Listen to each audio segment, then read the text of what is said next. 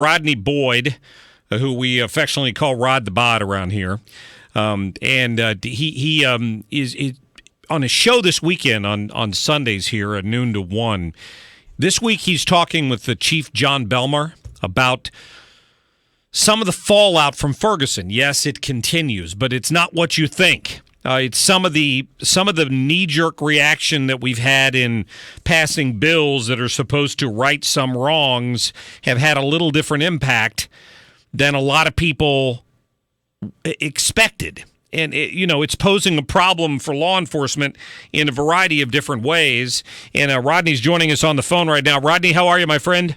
I'm doing well, man. I really want to thank you for highlighting this issue because I've spent some time with law enforcement in our region, and specifically, as you've been kind enough to let me talk about, Chief Belmar from St. Louis County, who is on the front lines of trying to keep St. Louis County and the region safe. And this is a real issue because there's a lot more responsibility that is falling on to the St. Louis County Police Department in the wake of a lot of the economic challenges and changes and law changes that affect some of the municipalities, the 90-plus municipalities, and the 57 other police departments that are now facing some economic impairments that are causing these responsibilities. So really appreciate you, Mark, for teeing this up. Oh, well, sure, Rodney. And what it gets down to, correct me if I'm wrong, is SB 5, correct? That Senate bill that put some additional restrictions on the courts and where their sources of revenue were allowed to come from and where they weren't. It put limits on the amount of revenue they could bring in from traffic citations and certain court costs. Isn't that it? Mark, I think you're spot on. SB 5 was the legislation that sort of addressed or tackled or came at this issue of municipal police departments, a number of them who were using the ticket writing process as a means of economic revenue, right? And it was a significant portion of revenues for some municipalities. So a couple of years ago, Senator Schmidt, over the objection of a number of the small community mayors, introduced this restriction that said, hey, you can only collect in St. Louis County 12% of your overall revenues for your city operations from traffic fines. Well, there were some places that were, the numbers were as high as 70-80% of the revenues for the city were coming from these fines. And so when this measure passed, there have been some law challenges and some fights about it, but it had a real crippling effect. And that didn't do anything on its face to reduce some of the law enforcement needs, and those burdens have been shifting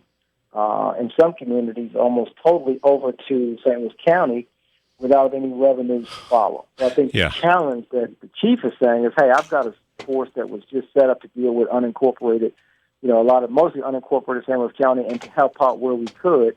And the chief will say, he's going to be on my show on Sunday, he would say we used to enter into some kind of financial arrangements with some of these small cities and their police departments to help them out. And obviously, if it's a big enough emergency, Mark, they'll come and help no matter what. But to take over the day-to-day responsibilities for some of these smaller cities in the wake of the SB 5 action, it's become a financial, almost untenable situation for the St. Louis County Police Department. And the reason it matters is because, criminals and people committing crimes, they're going to go where law enforcement is the least effective or where they think they can get away with committing the most crimes, and that affects us all.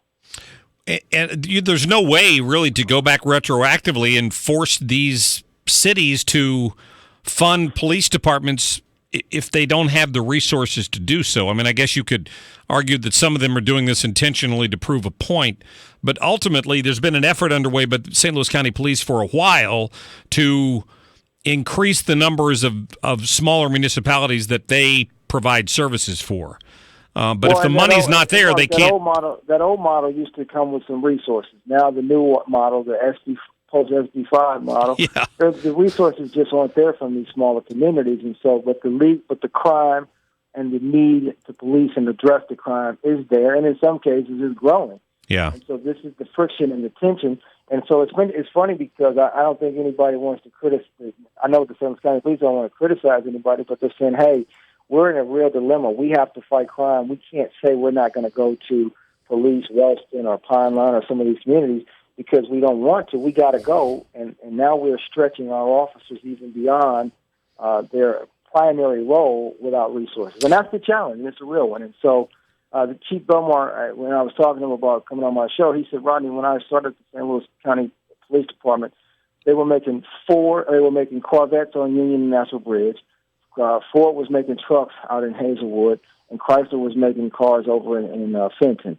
All those industries are gone. We've left this sort of infrastructure of lower or unemployment, and it's crime, and we got to police these areas now. So these are real challenges. And once again, Mark, thank you and for taking time with your listeners in tune with this very significant issue. You bet. That's Rodney Boyd. You can listen to Insider Talk and that interview with Chief Belmar on Sunday from noon to 1. And, of course, you'll have the podcast available, too. So, Rodney, thanks, my friend. I appreciate it. Thank you.